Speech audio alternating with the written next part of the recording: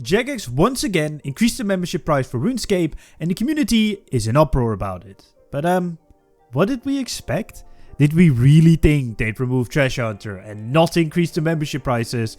And before you start typing, but Chev, they said in the post when removing Treasure Hunter that they are willing to take a cut in profit if it meant bettering the game for the long term. Yeah, let's not be naive here and pretend that this was them promising to not increase membership prices. It was simply them stating that there will be a cut in profits when it comes to their MTX post on their financial statements. This video, however, is not going to be me protecting Jagex, nor is it me attacking them either. I just want to give some nuance to this entire situation, even though I do agree that it sucks that the prices increased again, because it also increased in 2024. We overall had a 70% increase in membership prices, and let's not pretend that life in general has been getting any cheaper either. I want to go over a few major topics within the community right now regarding this price increase, like if RuneScape is even worth the money anymore, how this affects both RuneScape and old school RuneScape players, and how we also kind of maybe asked for this price increase ourselves. I wish this was some sort of hyperbole for the video, but it is actually true. This all with one simple question to answer. Is the price increase actually warranted?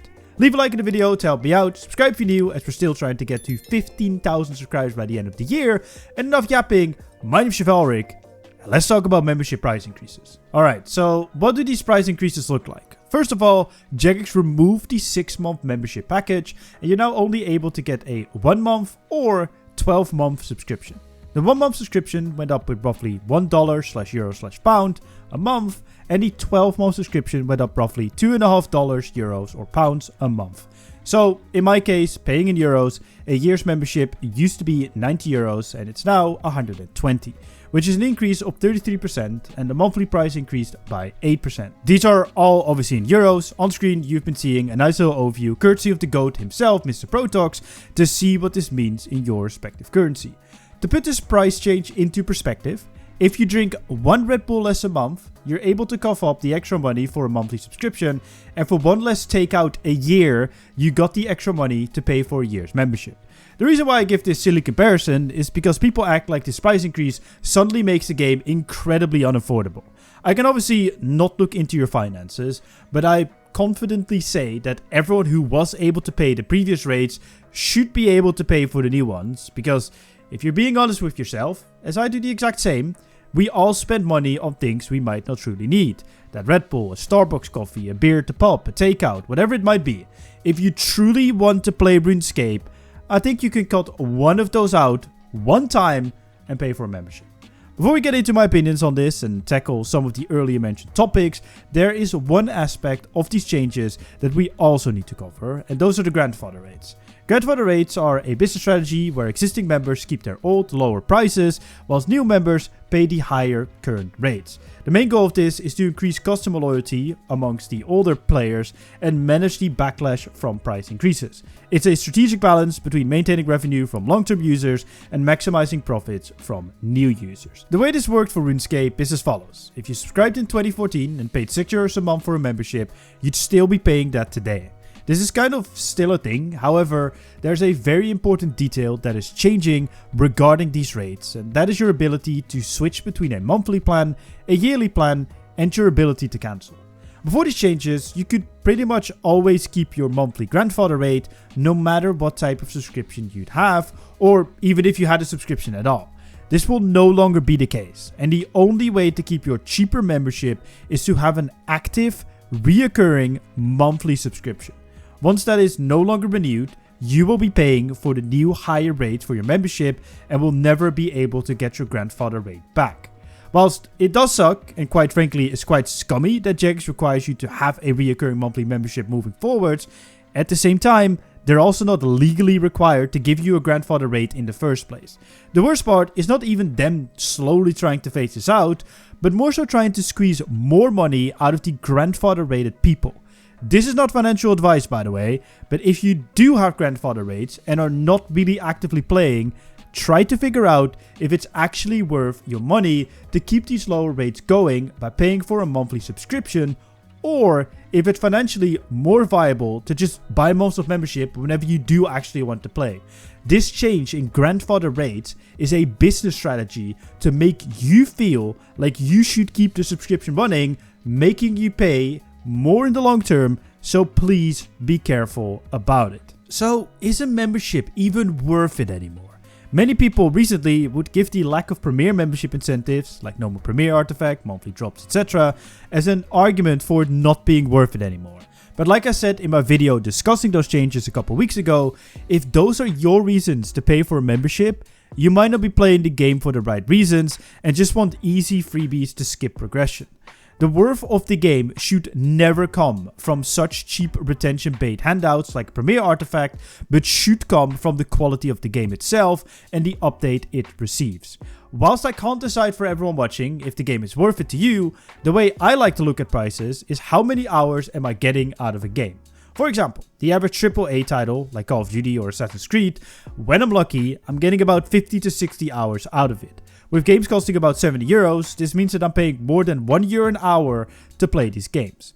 I easily get 500 to 1000 hours of RuneScape on the low end, and for that €120, I'm paying roughly 10 cents an hour for it. That's obviously just the money to hour ratio, but even so, I'd argue the content you're getting this year with Havenite, the Road to Restoration, Leagues 120 Construction, and all the smaller updates in between, you're getting more than most games would offer you in the first place. And that is not even mentioning the other 25 years of content that is already in the game. Oh. And that's not even including old school RuneScape being into that same package as well. We will get to the dual game package in just a second, but one thing that isn't included within our current membership package is the ability to have multiple character slots within a singular membership, which is something every other MMO has, and we do not. This one always is quite funny to me, as it's a clear example of people not understanding what RuneScape is at its core. The difference between RuneScape and all other MMOs is that we don't have classes.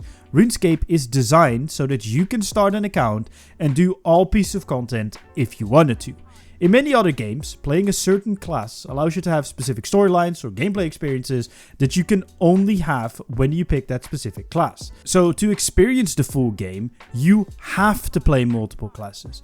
Thus, it makes sense for a game like WoW to offer the ability to have multiple characters under one subscription, whilst a game like RuneScape, at its core, is designed for you to play on one character to experience all the game has to offer. So you having an alt, a level 3 scaler, a pure, or whatever niche account you might have to pay extra for, is really just a you problem and not a Jagex one. The only argument I could see, and actually agree with, is that Ironman mode is a different enough game mode to warrant a second character slot. Maybe a good middle ground here is that if you start a second membership where you have an Ironman account, you can pay half price or something. So what about the dual game argument? Something I've been seeing a lot of online is, I don't play OSRS/RuneScape, why am I paying for an extra game? I could see this being more of an argument against the price increase from the OSRS perspective than the RuneScape perspective. And let me explain. The truth of the matter is, a lot of OSRS players try RuneScape because it's included within their OSRS membership. Sure, it also happens the other way around, but it's a lot more important to RuneScape than it is to old school RuneScape, as one of the biggest markets for us to grow the game are people who played the game before and are now playing OSRS instead, due to EOC, MTX, or whatever drove them away from RuneScape in the first place. Excluding the other game from the membership package would be detrimental to RuneScape's potential growth, and is something I can understand they'd never do, and quite frankly, is something we as RuneScape players should never truly want. Whilst going the other way, RuneScape to OSRS, is less trivial to the company or the growth of old school, as OSRS is already big enough to sustain on its own and doesn't need the extra RuneScape players to grow. Regarding the OSRS players, another argument I've seen a lot is, why do we, old school players, have to suffer higher membership prices because RuneScape is removing MTX? I mean, that's a fair assessment at face value, because yes, OSRS didn't have MTX and didn't need a huge income stream removed from their game. But one thing a lot of them are forgetting is that whilst old school RuneScape can stand on its own two legs right now and outperform RuneScape, even when we did have MTX being a part of our profits, during old school's inception and first few years, Jagex was still reliant on the income streams of RuneScape's microtransactions. This doesn't make it feel any better, but I do really believe it is an important perspective to offer.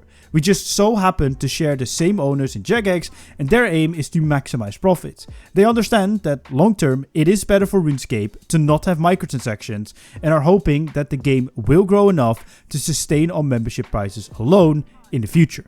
Until then, they do have to make some unpopular decisions that also hit old school players to fill in the financial gaps, and what better way to do it than to squeeze more money out of the biggest income stream, memberships. To summarize real quick, we went over the price changes, grandfather rates, whether RuneScape is worth it to you, multiple account slots, and how it affects both games. But before we can answer our question of warranty of price increases, how is this kind of all our fault? Because, unironically, in a way, it kind of is.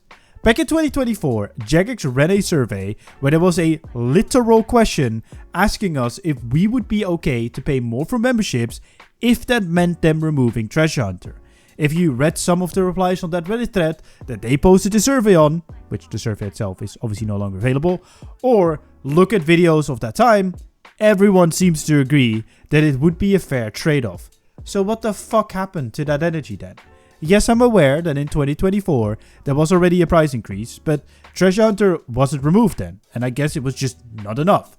Like I said, Jagex is a business first. They are not a charity. We literally told them, hey, if you increase prices, we are good with it. So obviously they're gonna increase the prices. Whilst I'm half joking about us being the cause of the price increases, one thing I do want to point out that I think is very misplaced and quite cringe is Jagex being all high and mighty in the blog post with a statement like most MMOs rely on expansions, battle passes or increasingly aggressive monetization to account for increased investment and cost of operation.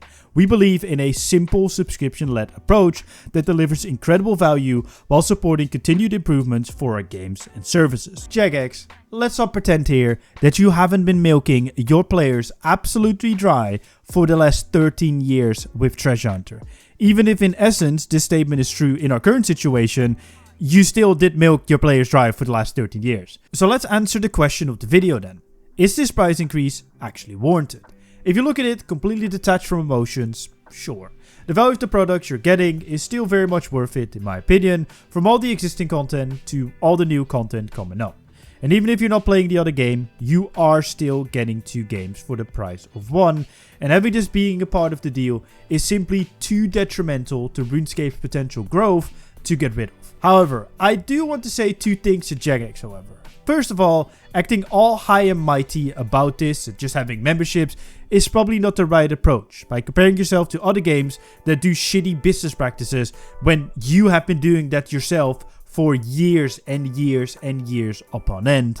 And I would also like to know from Jagex, where does this actually stop the price increases? Sure, increasing the prices is something that just happens from time to time. Inflation, increased development cost, etc. With RuneScape this year, I'd say the quality of content updates we're getting, in my opinion at least, warrants this price increase, right? But will this quality of content remain consistent? And at what point does the price get too high where the quality of content cannot keep up with the prices anymore? It's something I guess we won't know till it actually happens, but there will be a point where even the most loyal RuneScape player will say enough is enough. So will these prices be persistent for the next 5 years, or will we see another change in a year's time? I guess we just have to wait and see. What do you think however? Let me know down below, make sure to leave a like, subscribe if you're new, and my name's Chevalric, and I'll see you guys in my next video.